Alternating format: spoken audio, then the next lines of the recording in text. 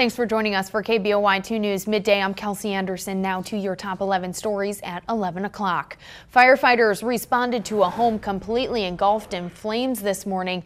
It happened on Fairview near the corner of Cloverdale around 4 a.m. Fairview between Records and Cloverdale was closed for a couple of hours while crews got water to that vacant home. Firefighters are not sure of a cause, but say it is suspicious. A four-vehicle crash snarled traffic this morning on Shinden. It happened around 7:20 at the corner of 30th. A sergeant with Garden City Police says one vehicle hit another, causing a chain reaction crash. Nobody was hurt. The driver at fault was ticketed for inattentive driving.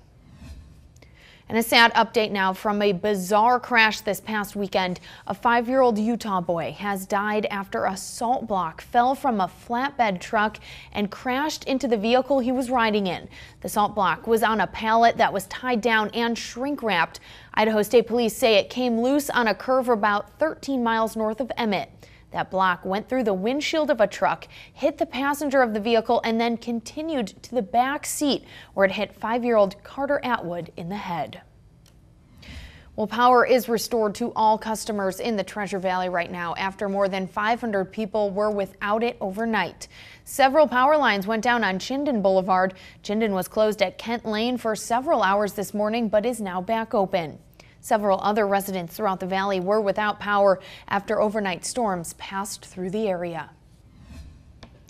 In Meridian, 23-year-old George Thornock is accused of battery. Police say he attacked a woman in a restroom at the Maverick at Ustick and 10 Mile. Police say Thornock went into the girl's restroom naked and tried to put a shirt over the woman's head and pulled her toward him. She fought him off and he ran into a nearby neighborhood.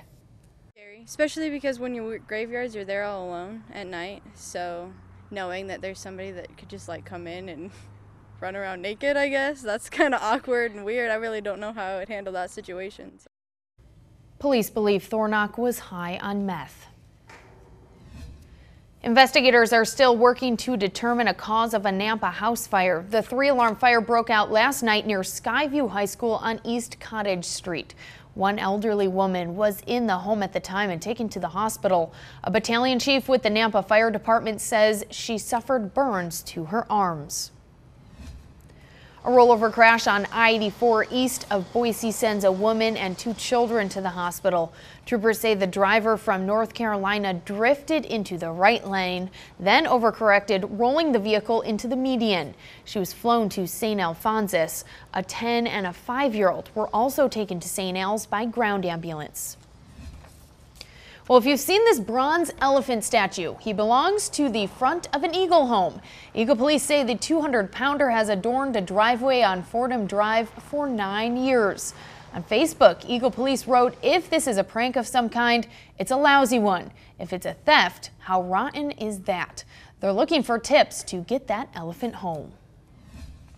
See stakes and stuff coming up out of the ground. Next thing you know, the tent's coming up and over. Very sad news. 2 people are dead and more than 20 others injured after a circus tent collapsed in New Hampshire. A storm blew in, knocking down that tent. In just minutes, we'll have an update on the investigation into what went wrong with the infrastructure and if circus planners were warned of a storm. Well, if you're looking for something fun to do with the family tonight, communities in the Treasure Valley will host a national night out. The event focuses on community building and partnerships with local law enforcement. It includes music, food, and safety demonstrations.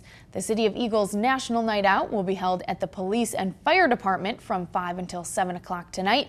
And then Meridian's Night Out will be at the Police Department from 5 until 9 p.m. The historic Fowler House has a new location.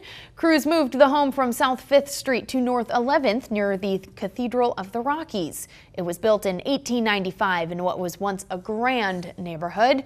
This is the latest historic home being moved from the Central Addition by Preservation Idaho.